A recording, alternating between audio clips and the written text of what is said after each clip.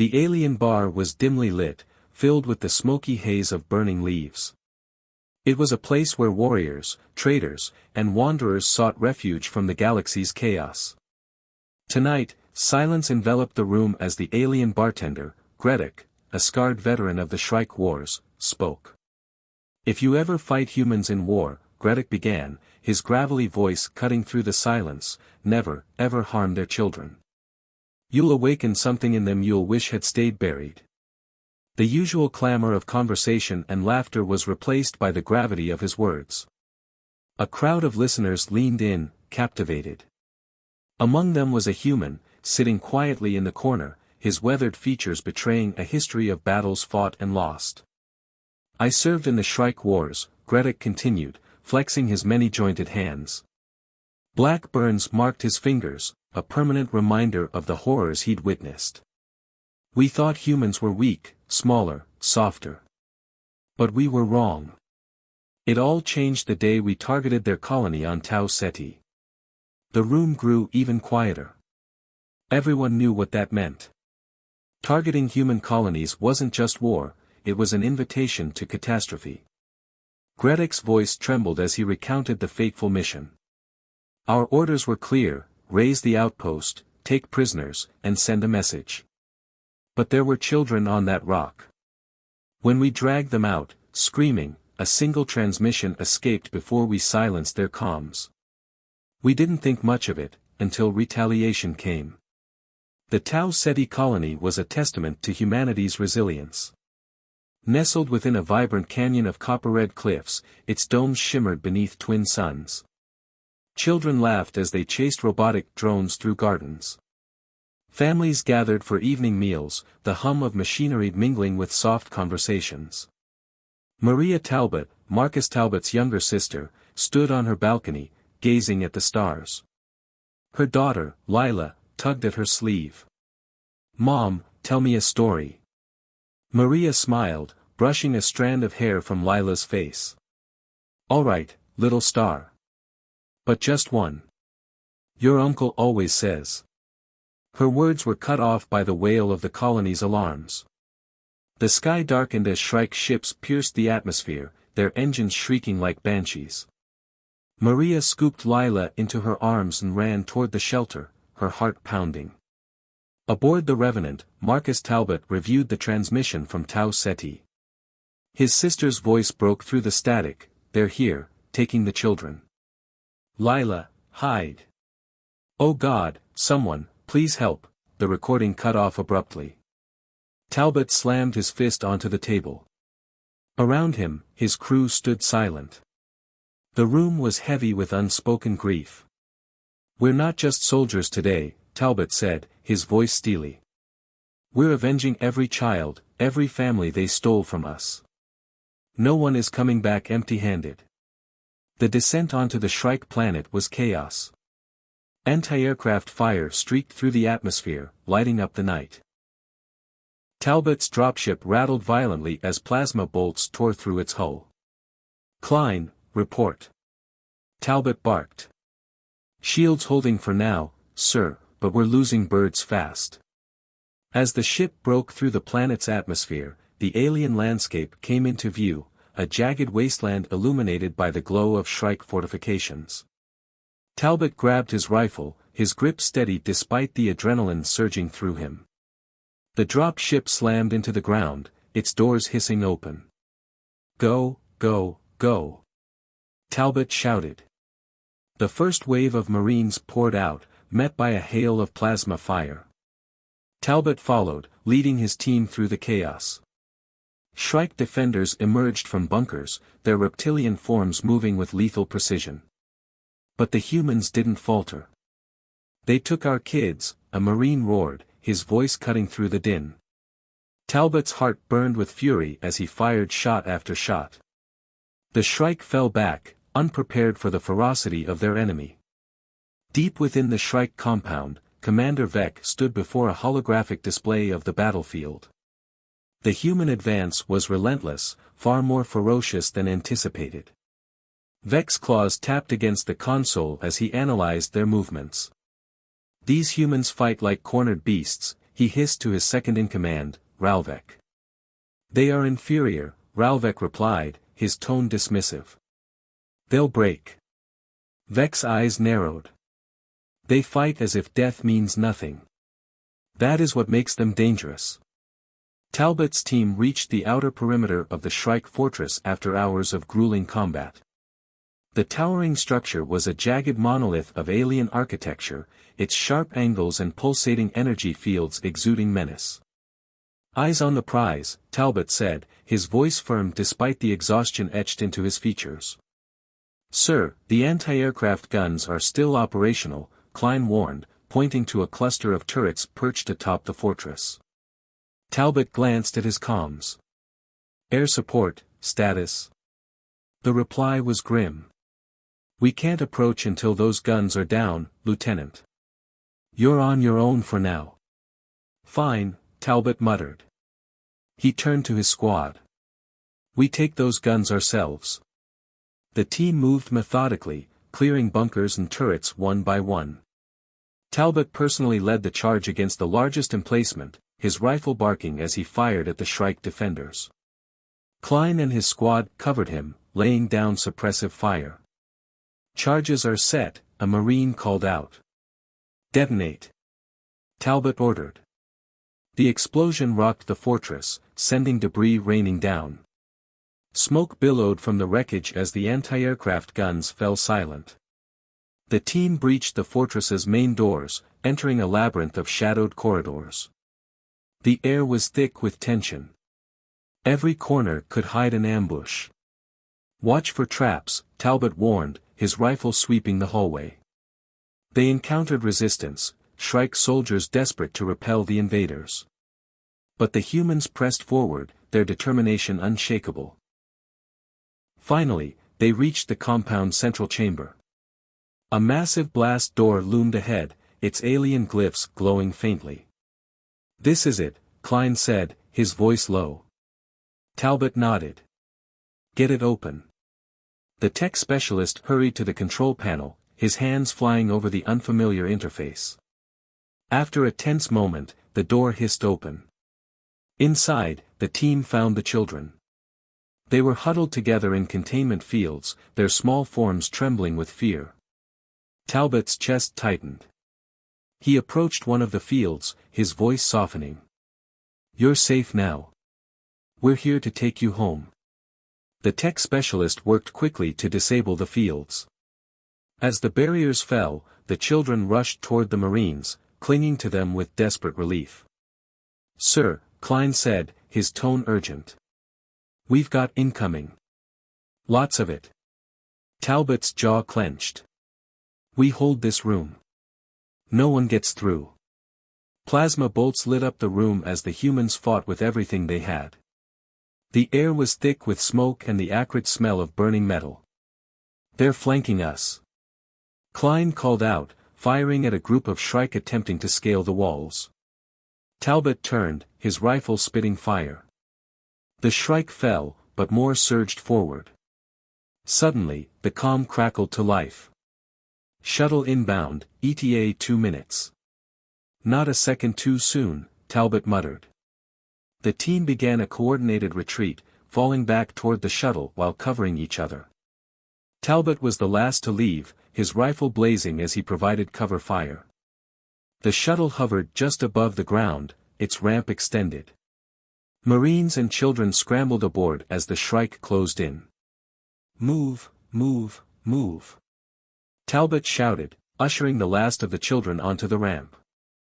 As the shuttle's engines roared to life, Talbot turned for one final shot. He squeezed the trigger, dropping the nearest Shrike before leaping onto the ramp. The shuttle ascended rapidly, leaving the burning fortress behind. Inside, the Marines slumped against the walls, their armor scorched and battered. The children huddled together, their eyes wide with shock but alive. Talbot leaned back, his chest heaving. Klein sat beside him, silent for a long moment.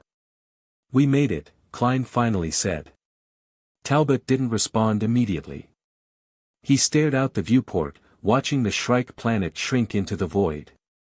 They'll never forget this, he said quietly. Back in the bar, Gredick finished his tale, his voice trailing off into the smoky air. The bar was silent, the weight of his words settling over the patrons. The human in the corner stood, dropping a few credits on the counter. He met Gredick's gaze and gave a small nod. "You told it right," the man said before walking out into the night. Gredick watched him go, then turned to the bartender. "Humans," he muttered. "You never cross them, not like that." The bartender said nothing. The lesson didn't need repeating. The hours passed slowly, the Vanguard's corridors eerily quiet. The crew had been given a brief respite after the battle, but Klein knew that it wouldn't last long. Commander Vec, the Shrike commander, was still out there, licking its wounds, and the Shrike would strike again when they least expected it. Klein found himself in the mess hall, sitting at a corner table with his squad. The usual noise of chatter and clinking cutlery was muted, everyone was still processing the aftermath of the mission. They had been successful in crippling the Shrike's fleet, but their losses had been heavy. Every member of the crew had felt it. The cost of war was inscribed in their faces, in the weight of their steps, and in the exhaustion that clung to their uniforms. "Another day, another battle," Stevens muttered, her voice tired but sharp. She stirred the contents of her bowl absently, her eyes distant. Klein knew she was thinking of the fallen comrades, those who had given their lives to ensure the mission succeeded. He was thinking of them too. He was haunted by their faces, their laughter, their stories, now all gone in the blink of an eye. "We did what we had to," Klein said quietly, his voice low enough to avoid drawing attention from the rest of the room. His gaze drifted toward the viewport, where distant stars twinkled like cold fire. "We all knew the cost going in." "I know," Stevens replied. "It's just. I keep thinking about the kids." She let out a soft breath, running a hand through her hair. "We brought them home, but how many more will there be? How many more will we lose?" The thought echoed in Klein's mind. The children they had rescued were safe for now, but humanity's fight was far from over. The Shrike would regroup, would rebuild. And next time, they might not be so lucky. "I'm not ready to accept that we can't protect them," Klein said, his voice tight. "I won't." "I know," Stevens replied. She reached across the table and placed a hand on his. "None of us are ready. But we'll keep fighting. We always do." Klein nodded but didn't say anything else. He knew they would fight. They had no choice. But deep down, he was afraid that the cost would keep rising, that every victory would be tempered by more loss. The Vanguard and the other ships that had participated in the engagement were docked at a nearby space station, their hulls scorched and battered from the fierce encounter. The Shrike had been driven back for now, but they were far from defeated. And despite the temporary relief of victory, the crew knew that peace was fleeting in a war this brutal. It was during one of these quiet moments, as Klein walked through the dimly lit halls of the Vanguard, that he was stopped by Talbot. "You've got a minute?" Talbot asked, his tone firm but not unfriendly. Klein nodded and followed Talbot into the small briefing room just off the command deck. The door sealed behind them, cutting off the ambient noise of the ship. "We've received new intel," Talbot said as he gestured toward the holographic display in the center of the room. "The Shrike are planning something big. They've already begun re-establishing their command structure, and if we don't act quickly, they could have a significant advantage." Klein studied the hologram, his brow furrowing. The Shrike fleet had been scattered, but their forces had regrouped more efficiently than they anticipated. Smaller bands of Shrike warships were beginning to coalesce, and if left unchecked, they could easily overwhelm humanity's defenses. "We need to hit them before they launch whatever they're planning," Talbot continued. "The mission will be risky, but we don't have any other choice." Klein nodded. "What's the plan?" "We infiltrate one of their forward bases," Talbot said, his voice hard with resolve. "We destroy their command node before they can fully deploy their new fleet. If we can sever their leadership, the Shrike will scatter again. It's our best shot at keeping them from regrouping. Klein's pulse quickened. The thought of infiltrating another Shrike stronghold sent a chill through him. It was a familiar, dangerous mission, one that would require every ounce of skill, precision, and courage. He knew that the odds were slim, but humanity couldn't afford to sit back and wait for the Shrike to strike again. "When do we leave?" Klein asked, already mentally preparing himself for the assault. Talbot's eyes met his, the weight of the situation clear in them. "We leave immediately." The Vanguard and its accompanying fleet dropped out of hyperspace near the designated Shrike stronghold, a dark, mountainous planet shrouded in thick clouds. From the orbiting ships, the planet appeared lifeless, its surface dotted with ancient Shrike architecture that had stood for centuries. The mission was straightforward: find the Shrike's command center, disable their leadership, and retreat before the full force of the Shrike fleet could retaliate. Klein and his team were deployed with a sense of urgency. Their dropship, a sleek, armored craft designed for swift entry and exit, plunged through the planet's atmosphere, dodging fire from Shrike anti-air systems. The sound of the dropship's engines reverberated in Klein's chest, and he felt the familiar rush of adrenaline. This was what he lived for. "Hold tight," Harris shouted as the ship shook violently. "We're coming in hot." Klein's fingers tightened around his rifle as they neared their target. The terrain below was jagged, with mountains rising like sentinels from the planet's surface. The Shrike stronghold was nestled in a canyon at the heart of the planet, a place that had been strategically chosen for its natural defenses. It was an imposing place, but humanity had never shied away from challenges. The ship hit the ground hard, the ramp dropping immediately as the doors flew open. Klein led his squad out, weapons raised, eyes scanning the dark canyon. "Move out," he barked. The squad advanced through the rugged terrain, moving swiftly and silently. The Shrike stronghold was heavily guarded, but the Shrike weren't expecting an assault so soon after their defeat. That made it their only chance to succeed. Minutes felt like hours as the squad navigated through the canyon, reaching the exterior walls of the Shrike base. The air was thick with tension, and every sound seemed amplified in the silence. "Charges are set," Stevens whispered, her voice tight with concentration. Klein nodded. The explosive charges were timed perfectly to breach the base's entry point, but the team's timing had to be flawless. "Prepare for entry," Klein ordered. The countdown began. The wall exploded, and the team surged forward. The Shrike inside the stronghold were caught off guard, and the humans tore through their defenses with ruthless efficiency. Plasma fire lit up the darkened interior as they advanced. Klein's squad moved through the labyrinth of Shrike corridors, cutting down enemy soldiers as they went. The closer they got to the command center, the more desperate the Shrike resistance became. But nothing would stop them. Finally, they reached the heart of the base. The command node loomed in front of them, tall, metallic, and foreboding. "Set the charges," Klein ordered. Stevens was already at the control panel, her fingers flying across the interface. She looked up once, meeting Klein's gaze. "It's done." The explosion rocked the command center, sending a shockwave that reverberated through the entire base. The Shrike's leadership was severed. But the battle was far from over. As Klein's team began their retreat, the full force of the Shrike retaliated.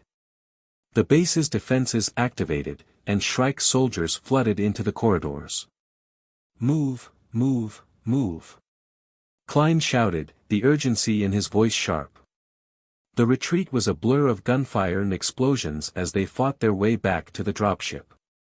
When they reached the landing zone, their dropship was already hovering, engines roaring as they rushed aboard. Klein's squad piled in, and the ship ascended, cutting through the atmosphere and back toward the fleet in orbit. The Vanguard's fleet pulled back from the planet, the mission successful but the cost of the fight clear. The Shrike would rebuild. The war was far from over. The Vanguard drifted in deep space as the fleet made its way back toward human territory. The aftermath of the mission had left its mark on every member of the crew. Klein sat alone in his quarters, his mind replaying the battle. The mission had been a success, but victory felt hollow when measured against the lives lost. His thoughts turned to the children they had saved, to Maria Talbot, to the families who had lost so much. They had won, but the war was far from over. Humanity had proven itself capable of great resilience and strength. But as Klein stared out into the cold, empty vastness of space, he couldn't shake the feeling that the Shrike were still out there, watching, waiting for their moment to strike again. And when they did, humanity would be ready.